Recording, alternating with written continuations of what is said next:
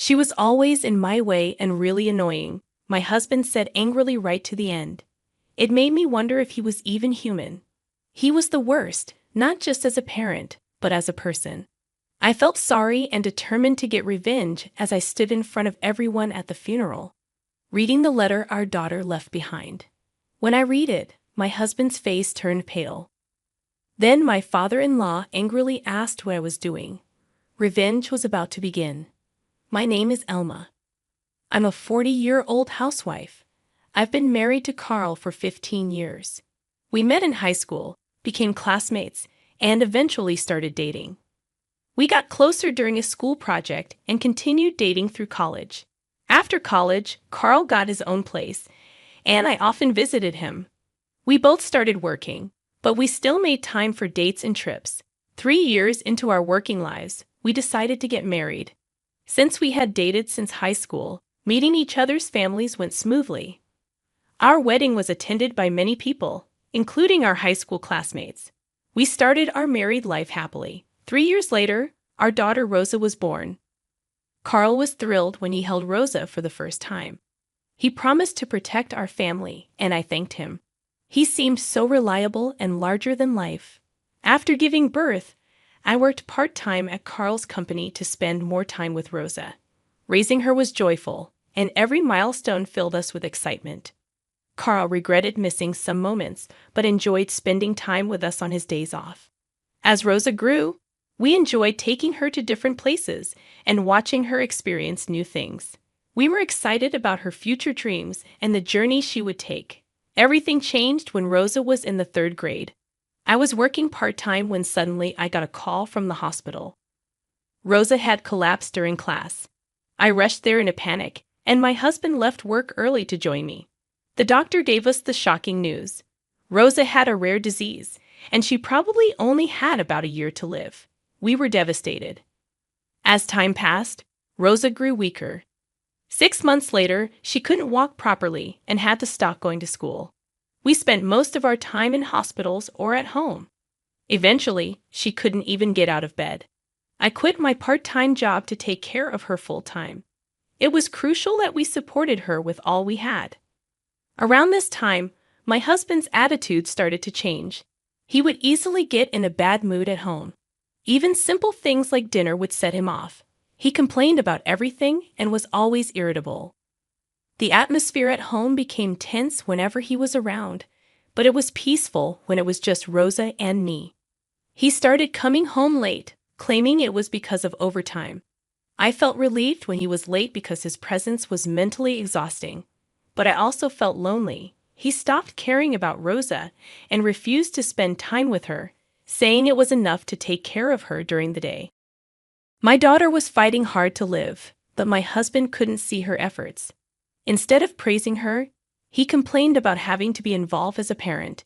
His overtime increased, and he started staying out overnight without telling me where he was or what he was doing. I couldn't understand why he was so distant and busy all the time. I had developed a dislike for my husband, so the days without him felt more comfortable. Even when he was home, we barely spoke, and he seemed to sense the tension and didn't try to talk to me more than necessary. But my daughter seemed sad about it. "Did you and Dad fall out?" she asked. "You hardly ever talk when you're together. Most of the time, I hear voices and you're fighting." "I'm sorry, I didn't mean to worry you," I reassured her. "But it's okay. We're not on bad terms. Dad's just really busy with work, so when he's home, he's resting." "Oh, I see," she said, seeming a little relieved but still sad that her dad wasn't talking to her much. "Did Dad start to dislike me after I got sick?" "That's not true at all," I assured her. "A parent can't hate their child. Like I said, he's just busy with work. Don't worry, he doesn't hate you." After putting our daughter to bed, I sighed. Why am I causing her to worry like this? She's in a life or death situation, and I'm troubling her with this. Summoning my courage, I spoke to my husband when he came home. "Hey, Rosa is feeling lonely. She's wondering if you started to dislike her after she got sick." My husband, who had been listening reluctantly, seemed surprised that our daughter would say such a thing. "Yes, she did. So please, even if it's just a little, talk to her. She's lived past the life expectancy she was given, so it wouldn't be strange if we lost her any time. Let's make sure neither of you has any regrets, okay? I got it, he said begrudgingly and in a low voice. The next day, I deliberately created time for just my husband and daughter to be together while I went out for a couple of hours. When I returned home, I asked him if he had talked to Rosa. He said they did, and then announced he was going out to eat with a friend. Huh. Are you going somewhere? I asked. Yeah, I'm going out to eat with a friend. Why don't we all have dinner together as a family? He replied. I've been invited, so I can't say no. I've done my part by talking to Rosa. It's time for you to let me go, he said before leaving the house. I felt like nothing had been resolved. Maybe my husband was just going through the motions out of obligation. At that moment, I decided to stop expecting anything from him. It was enough if I cherished our daughter. And that's what I did. They were all smiles in front of Rosa. But once she fell asleep, their faces filled with pain and loneliness. It really is unfair of God, they said. Why couldn't it be an old-timer like me instead of a good kid like Rosa? My parents stayed until the very last minute before my husband was due back. Rosa had been happy to talk to her grandparents after so long. As time went on, Rosa's condition worsened, and she had to be hospitalized. I visited her every day, but my husband never came. Instead, when he returned home early, he would send angry messages on WhatsApp, upset about dinner not being ready. At this point, I thought it would be better if I didn't have a husband who couldn't cherish his own daughter. But without his work, I couldn't spend all this time with her. His work allowed me these moments with her. Not only my parents but also my in-laws came to visit her often at the hospital. Rosa always seemed happy when someone came to see her. We even celebrated her 12th birthday in the hospital room. But about a month after her birthday, Rosa's condition worsened, and she passed away. I was devastated and broke down crying. My parents tried to comfort me, but they ended up crying with me. Still, we had to see Rosa off properly. Together with my parents, I arranged and prepared for the funeral. We arrived early at the funeral parlor, but my husband was irritable about having to get up early. He hadn't been reachable when Rosa passed away, and he had the gall to say he was on a business trip. He tried to light a cigarette in frustration, and I sharply told him to go to the smoking area. As he walked away, he said something awful to our sleeping daughter. You were such a pain, always in my way, right to the end. I was speechless and rendered motionless by his horrible words. When I came to, I went straight to the coffin. I'm sorry. I will take revenge in your place, I told my daughter with determination. I could never forgive him. Then the funeral began. Unbelievably, my husband, who had just said such terrible things, pretended to cry in front of the relatives, saying Rosa's name as tears streamed down his face. I knew it was an act because I saw him apply eye drops before walking up to the coffin. The relatives, not knowing any better, misunderstood and started crying too. Unforgivable. I was determined to reveal his true nature, no matter what. As the funeral was drawing to a close, it was time to read the letter left by my daughter. What? There's a letter? My husband was clearly surprised, not having known about it. Yes, there is. I have to properly convey the words she left behind to everyone, I replied. I stood before the funeral attendees and began to read my daughter's letter aloud at the microphone. The letter was mostly words of gratitude to me for the care I had given her. With each word I read, tears came, and I choked up. The relatives also started to cry along. But as I got to the part about my husband, I took a deep breath. To Dad, I read. Against Mom, who was always by my side, you seemed to avoid coming home as if you were avoiding us. Even when you came home, all I could hear was your voice yelling at her in my room. Dad used to make time to play with me when I was little, taking me on drives to all sorts of places. But after I got sick and became bedridden, Dad seemed like a completely different person. Mom always pretended to be strong in front of me, but I could tell she was really struggling with how Dad was behaving.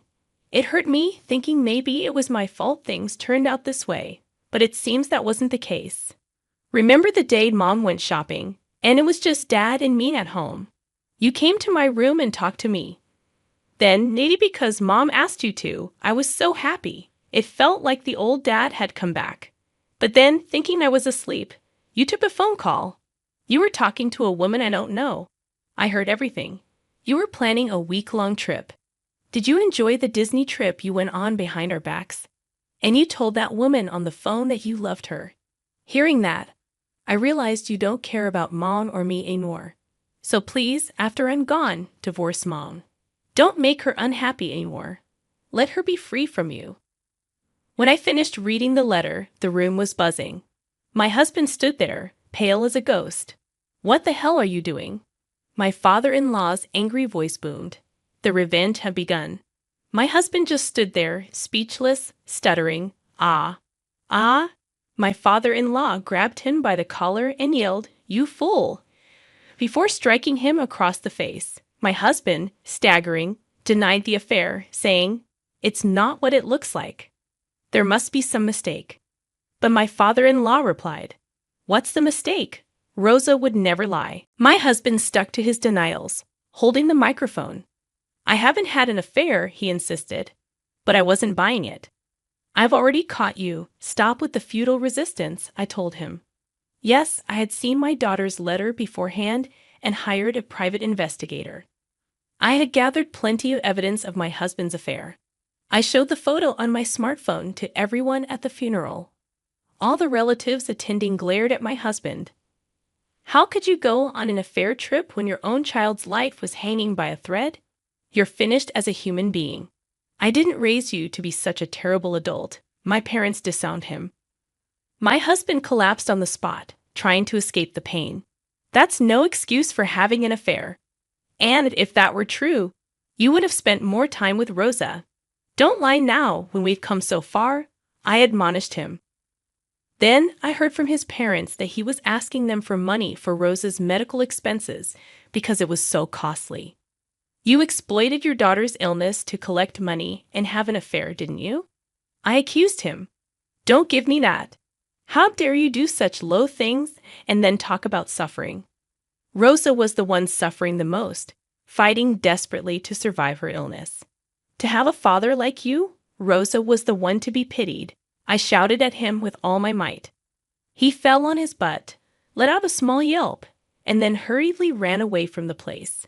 After that, I reset and continued with my daughter's funeral.